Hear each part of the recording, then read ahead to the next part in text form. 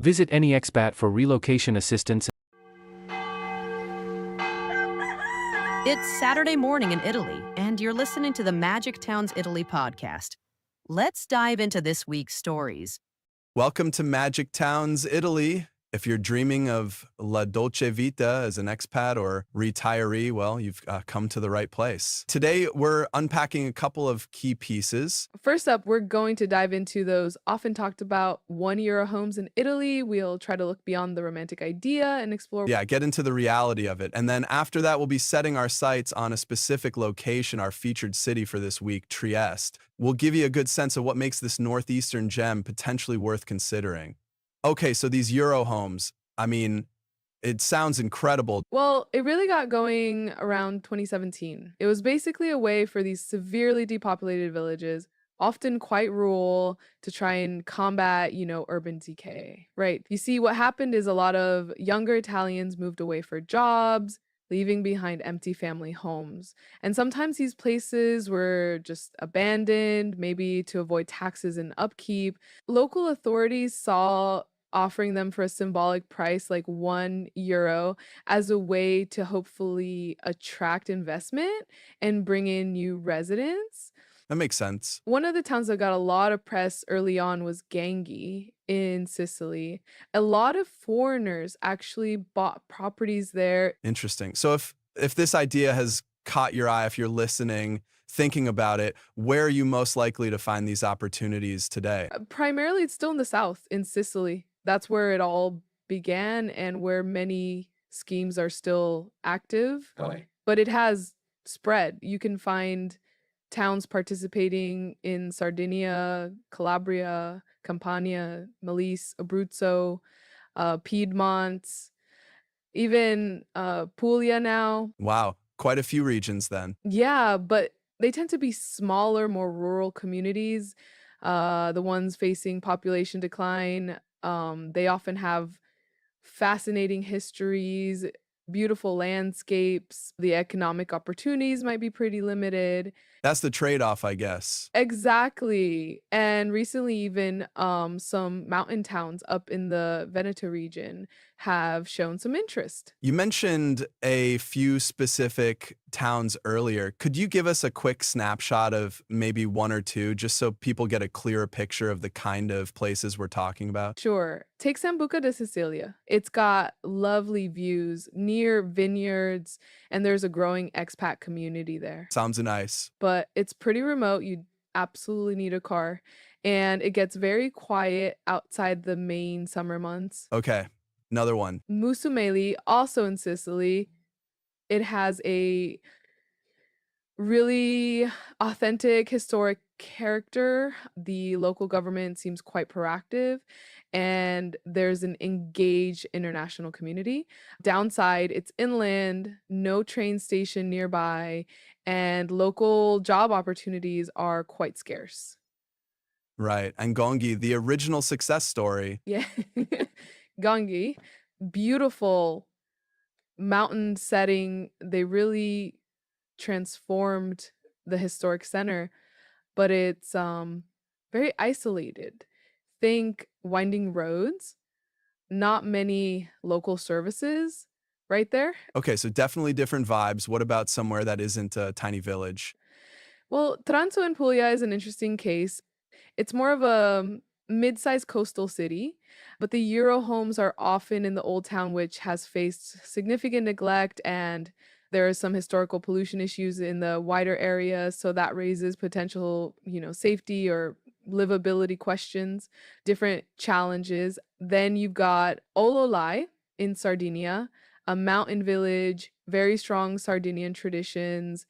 They even offered incentives for families, but again, very rural, limited infrastructure, takes a while to get anywhere. And maybe Porto La Peligna in Abruzzo. It's near national parks, relatively accessible compared to some others, but it's in a seismic zone. It's got a small town economy, and the winters can be pretty cold.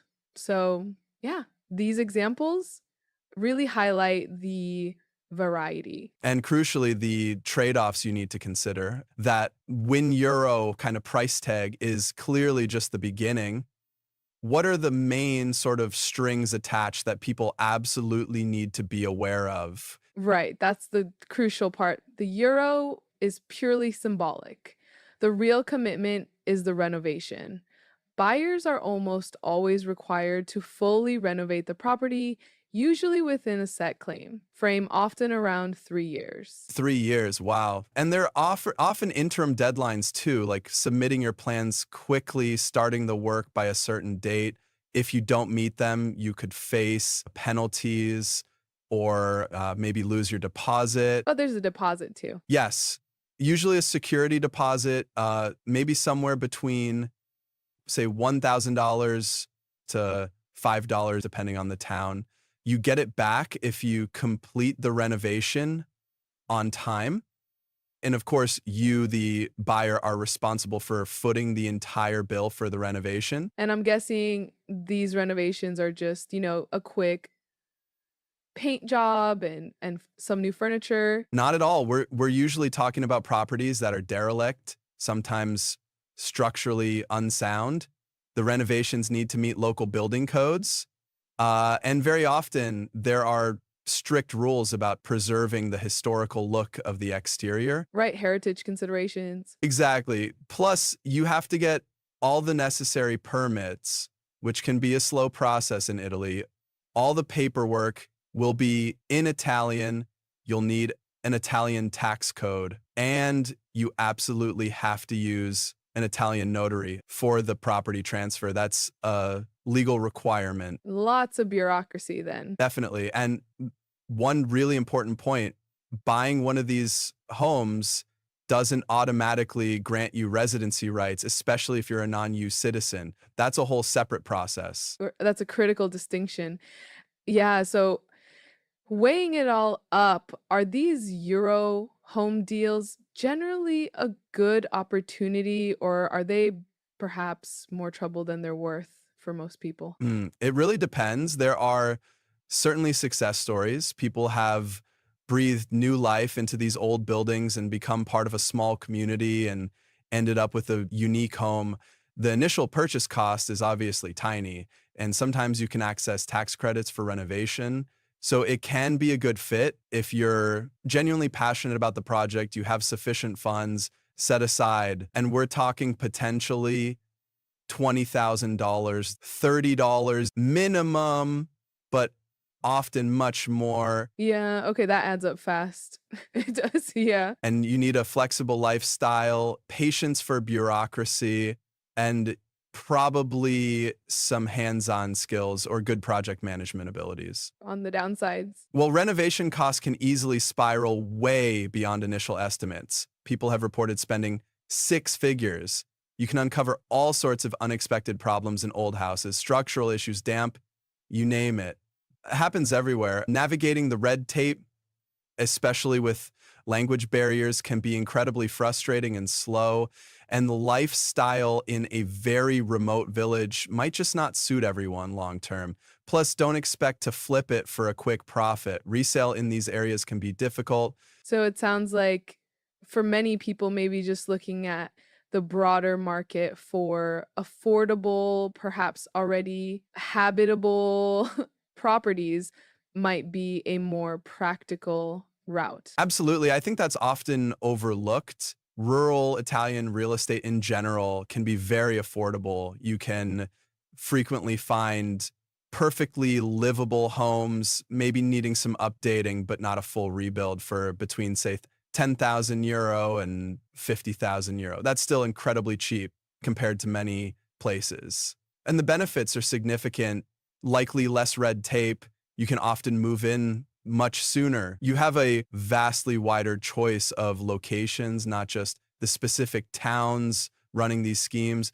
And it's still very inexpensive overall. You might even be able to get a mortgage, which is usually impossible for a Euro ruin. That makes a lot of sense. Yeah, for many expats, honestly, this offers a much smoother, less stressful transition into Italian life. You can settle in quicker, start integrating into the community. Good point. Are there any other financial incentives or schemes in Italy beyond the Euro houses that people looking to move there should maybe be aware of? Yes, definitely. It's worth looking into regional or local initiatives. Some areas offer grants or subsidies specifically to attract new residents or encourage property renovations separate from the Euro deals. Like what, for example? Well, Trentino in the north had a quite substantial renovation grant, though it came with a pretty long residency requirement and had age restrictions. Molise down south offered a monthly stipend for a few years if you moved there and started a business in a small town. Calabria also had relocation grants aimed at people under 40 willing to start a business. And Sardinia offered grants, I think, up to 15,000 euro for people moving to towns with fewer than 300 people and buying or renovating a home. There can also be local tax breaks or sometimes properties offered for nominal rent. The key thing is these often have very specific criteria, maybe needing EU citizenship or existing long-term residency rights, or strict business requirements. So you need to read the fine print carefully. Always the fine print. So, wrapping up this part, what are maybe two or three key pieces of general advice for anyone listening who's dreaming of finding any home in Italy? Top advice. First, research locations thoroughly and visit them. Don't just rely on photos online. Go there, ideally off season too. See what it's really like. Crucial. Second, think long term logistics. Seriously, consider things like work opportunities or reliable internet if you need it, access to healthcare, schools if relevant, how easy it is to get to an airport. And yes, what the winters are actually like. Practical stuff. Very practical. And third, budget realistically. Factor in not just the purchase price and renovation, but also notary fees, taxes, agent commissions, and ongoing costs. Maybe you get a rough estimate like 800 to 1 to 200 euro per square meter for decent renovation as a starting point. Okay. Oh, and learn some Italian. It makes everything easier. From dealing with bureaucracy to actually integrating and enjoying daily life. Local expat groups. They can be an invaluable source of practical advice. Great advice. That's a really helpful deep dive into the Euro homes phenomenon and finding a place in general. Thanks for that. Now, let's shift gears and turn our attention to our featured city this week, Trieste. Right, Trieste. It's located way up in the northeastern corner of Italy in the Friuli Venezia Giulia region. It's right on the border with Slovenia and very close to Croatia as well. Okay. So, very border region. And historically, it was a really important port city for the Austro-Hungarian Empire. You can still strongly feel that Central European influence in its architecture, its cafes, its whole atmosphere, really. It mixes Italian and sort of Middle European culture. Interesting blend. Yeah, it makes it quite unique in Italy. Generally, it's considered a mid-sized city, relatively quiet compared to Rome or Florence, but it does have a growing international and expat community. Okay. And what about the day-to-day experience? How would you rate the quality of life in Trieste? The quality of life is generally rated quite highly. It seems to offer a nice balance. You get city amenities and culture, but you also have really easy access to nature, the Carso Plateau behind the city, the sea in front. Public services are generally efficient. It seems particularly appealing, perhaps to retirees or those looking for a calmer pace, but still wanting good connections. And how are those connections getting around, getting in and out? Pretty good, actually. It has its own airport, Trieste Friuli Vina Airport, which is only about a 25-30 minute drive from the city center. Convenient. Venice Marco Polo isn't too far either, maybe an hour and a half drive or train ride. The main train station has decent connections, including to Venice, about 2 hours.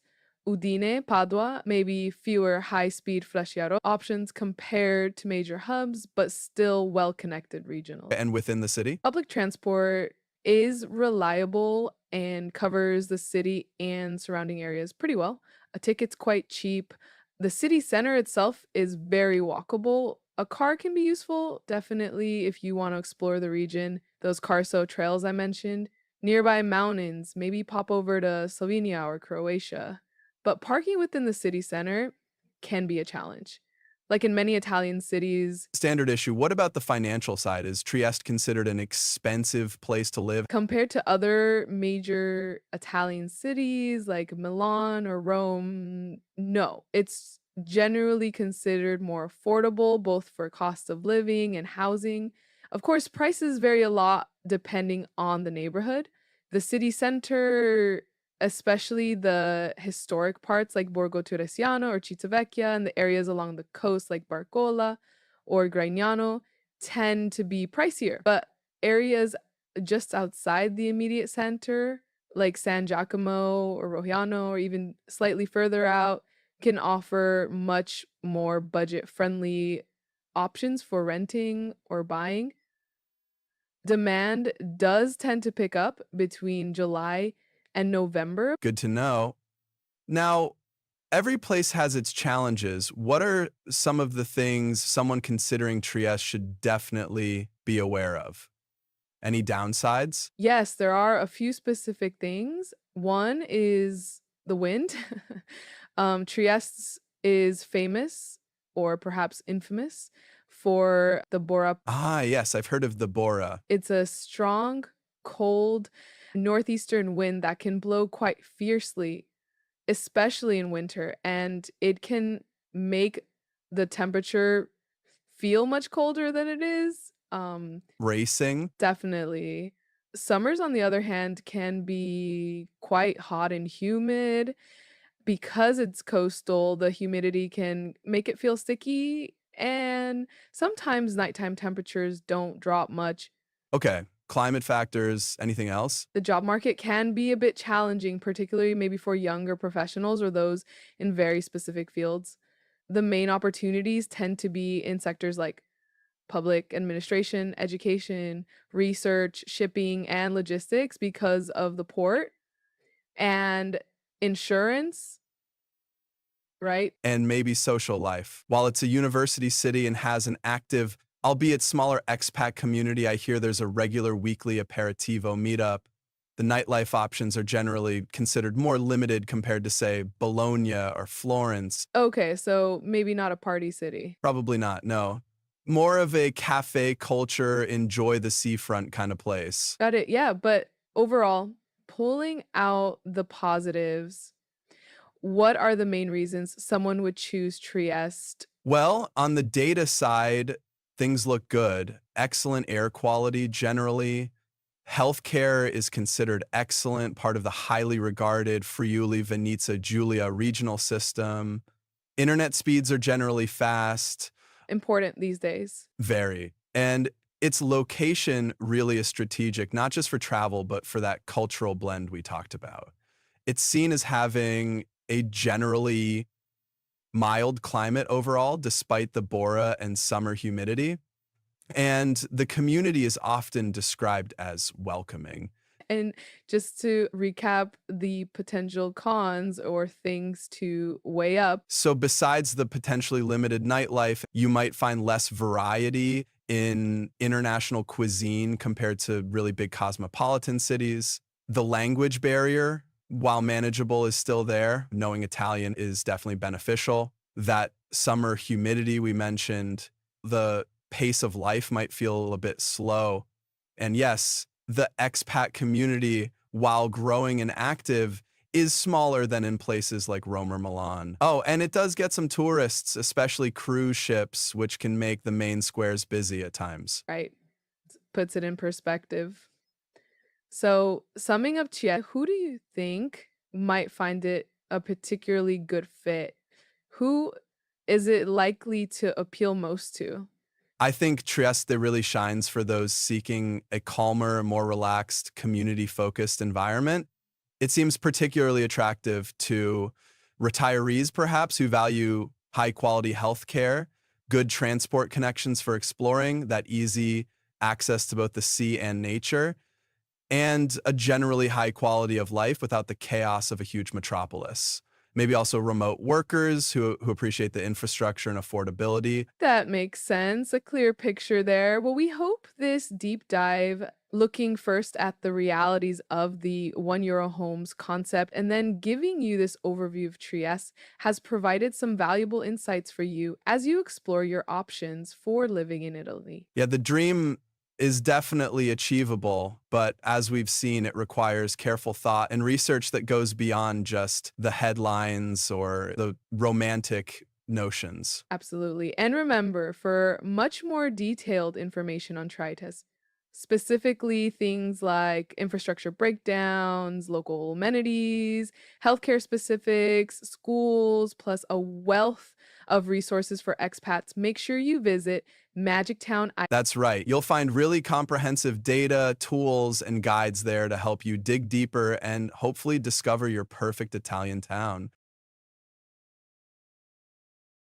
Visit AnyExpat for relocation assistance. Don't forget to like and subscribe.